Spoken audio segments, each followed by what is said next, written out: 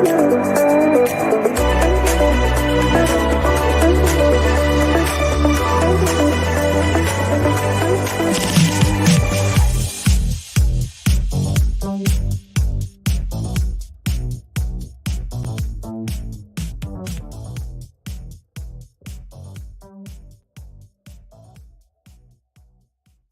there we are. Hey, everybody. Thank you so much for tuning in to our special edition Growth Over Grades live podcast.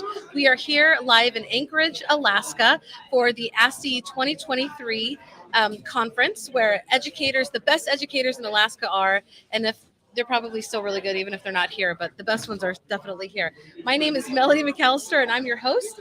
And this is a special one just because I actually live here in the Anchorage area. So I'm so glad to be here. And I want to give a special shout out to the Spaces EDU educator community. If you are watching, feel free to leave a comment and tell us what's going on with you. And but my first guest is Mr. Anthony White. He's an educator. He is a board member of ASTE, and he's my friend. I met him on Twitter, and I'm so glad you're here today, Anthony. How has well, first of all, tell us a little bit about yourself. I'm a teacher in Kodiak at the high school. I teach game development, web development, and 3D modeling and animation. So some pretty cool classes there. Yes, everything that you share on Twitter is awesome. So, Anthony, what's it like to be a board member of ASTE? It's an amazing experience, and just get to work with so many incredible educators from all throughout Alaska. And we get to put on this amazing conference. It only happens once a year. We have these wonderful vendors here to support teachers, educators, and districts. So many sessions of educators and vendors sharing just this incredible wealth of information with each other. And ever since I first came here, I've always felt really energized by just all the great content. Yeah, and if you can hear the background noise, we're having a lot of fun here in Anchorage. Yeah. Anthony, do you have any sessions this week?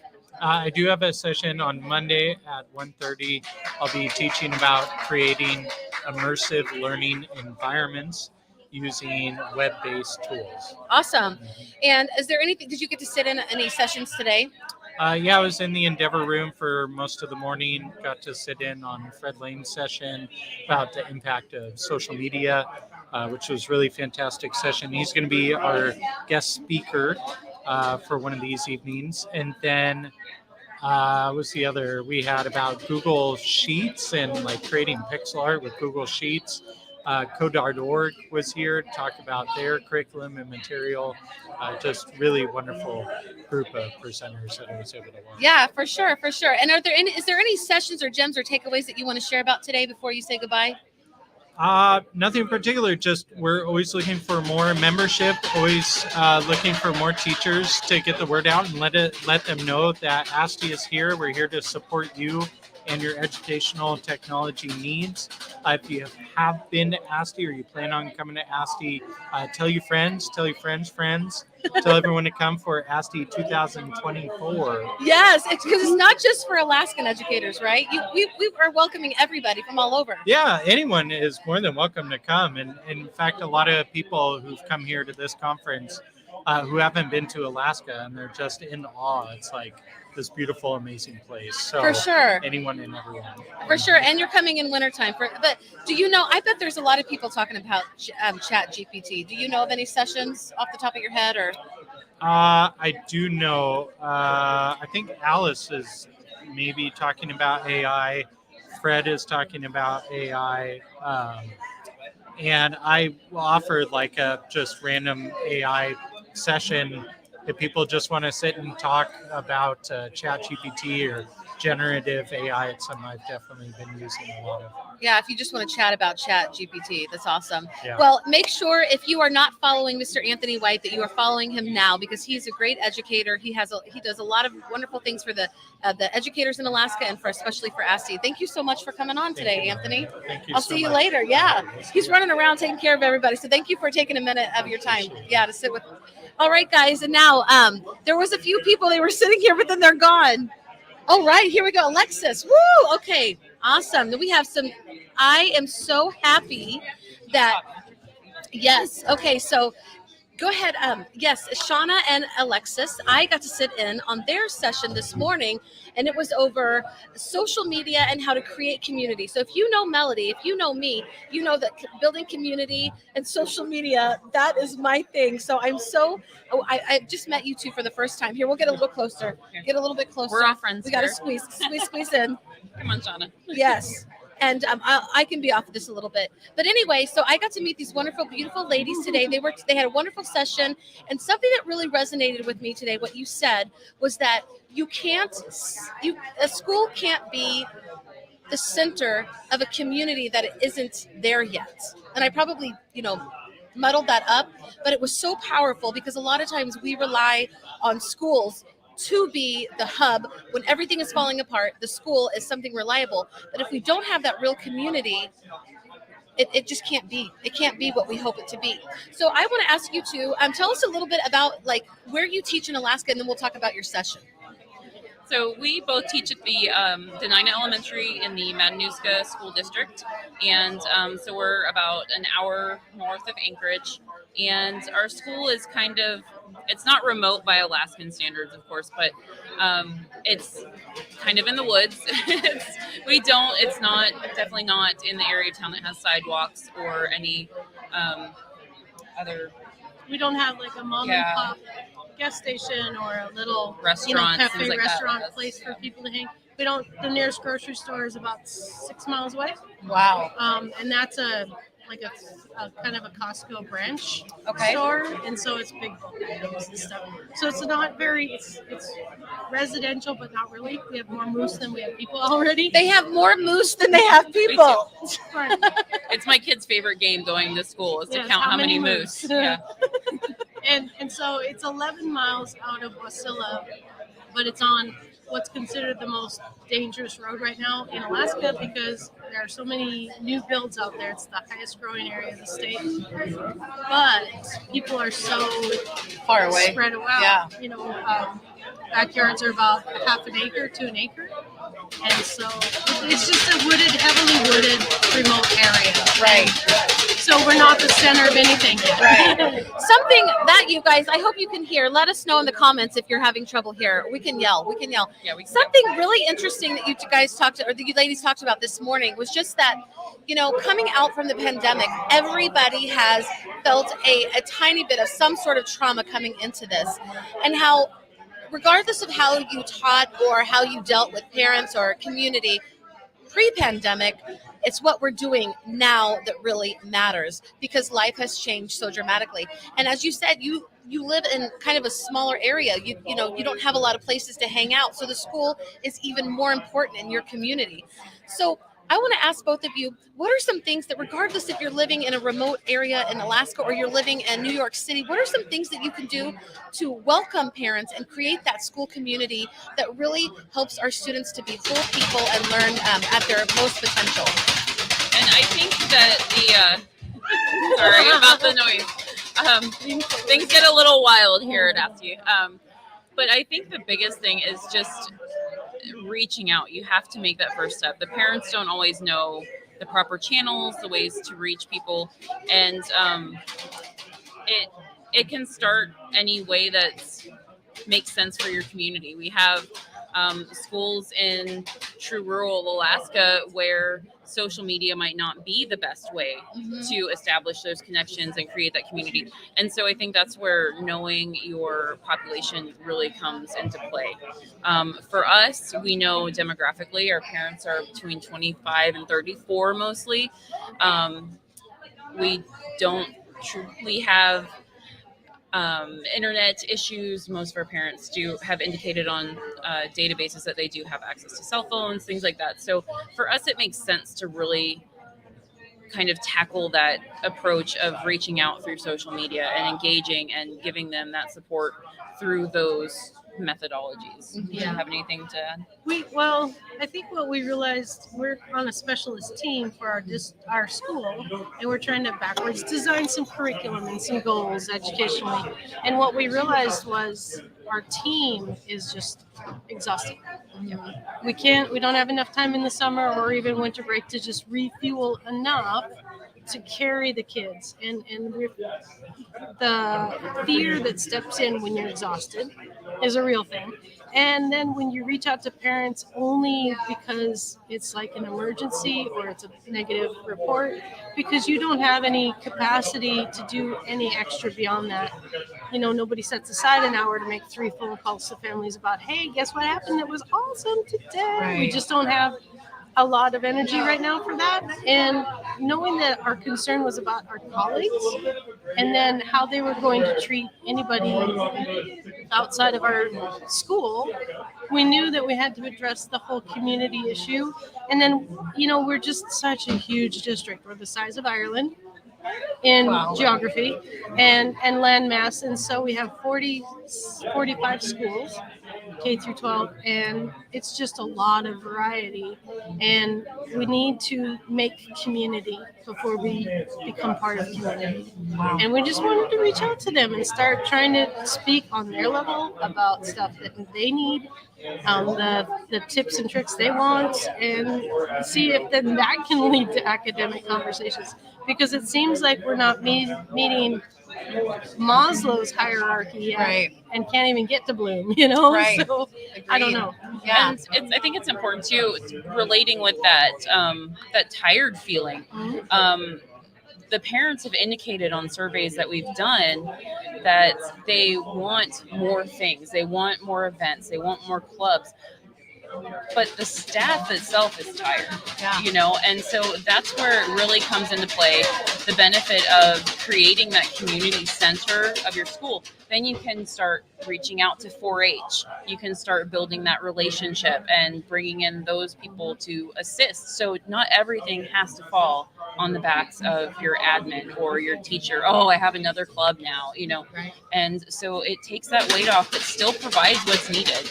I love that.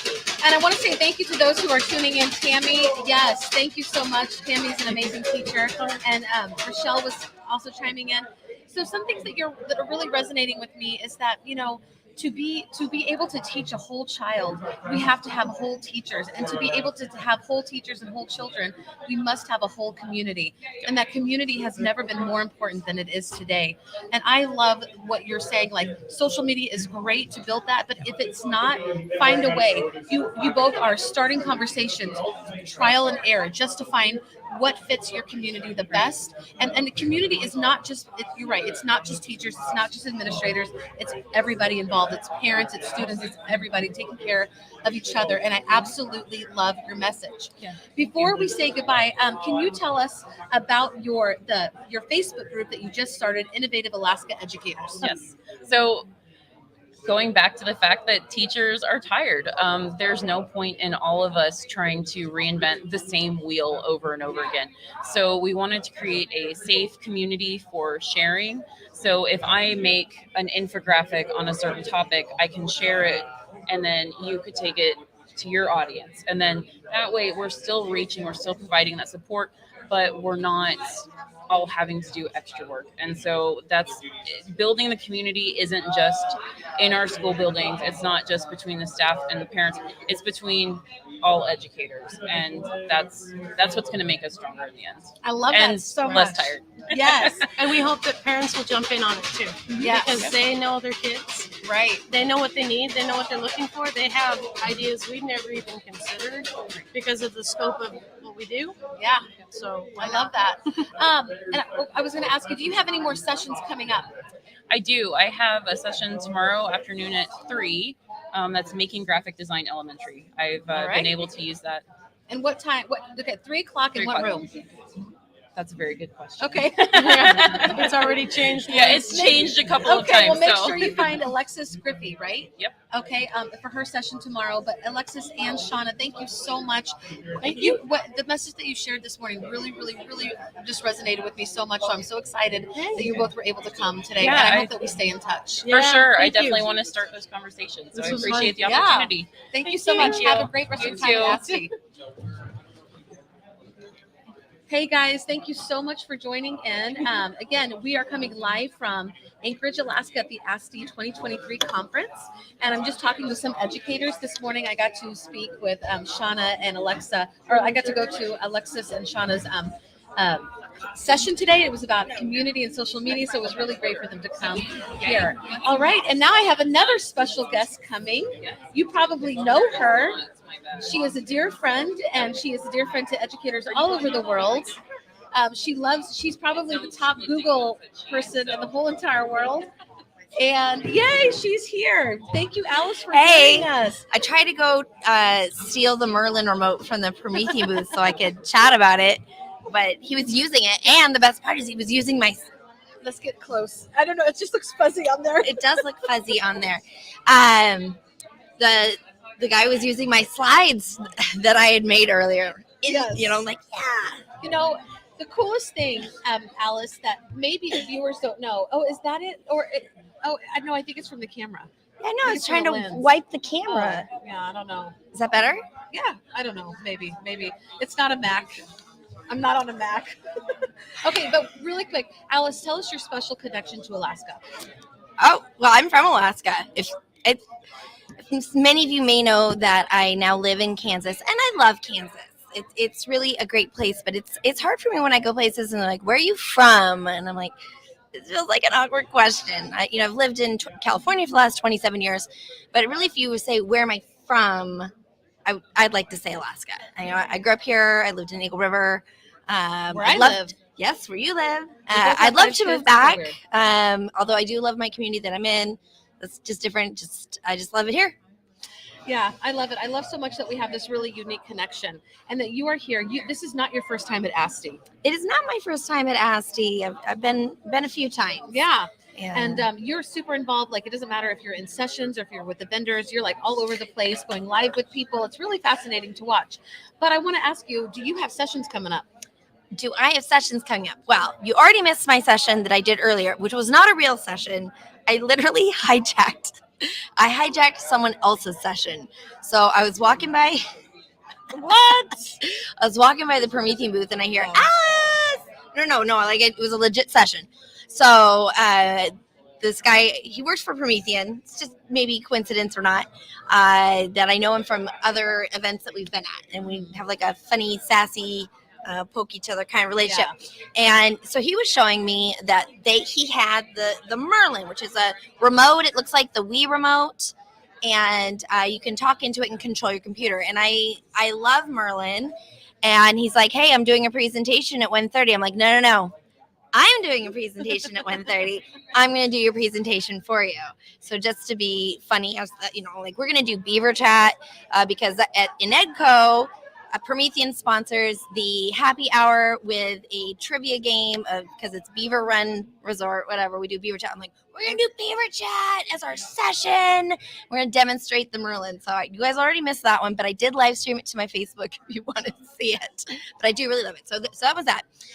And then tomorrow I am doing engaging students using Google Apps. I'm writing a book with Heather Lyon on this topic, and I might finish it in my lifetime.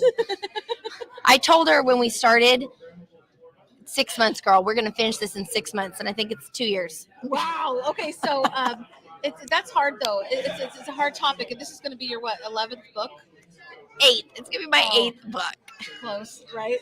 So, and then then I have one more, and I'm very excited about this because I am really, really passionate about student-centered classrooms. I mean, honestly, I don't care what tools that you use. What I really want to know is how are we hearing from students and giving more accessibility to students, more choice, that we look at growth. If you follow me at all, you know I'm not a fan of this grading system that was developed in the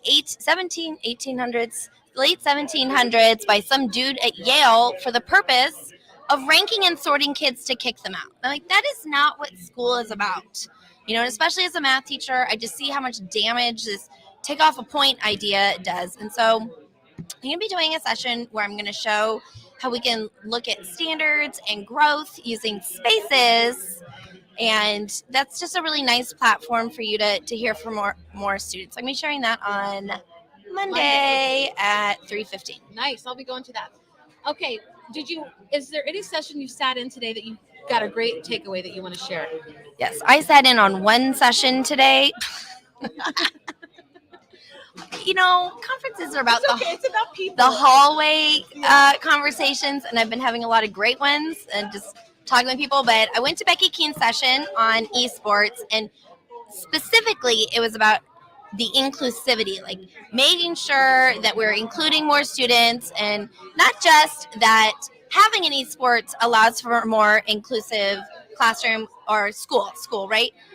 When you have students who are involved in something, they connect more to the school, they do better in school, they do better in life. And so not all the students are on the football team, and even some who are on the football team want to be on the esports teams. It gives more options for students to feel like they belong there. But even once you get them in there, there's a lot of stereotypes of what types of students would be, like, oh, you're a gamer, you like to be by yourself, you should be on the esports team. No, let's widen this up.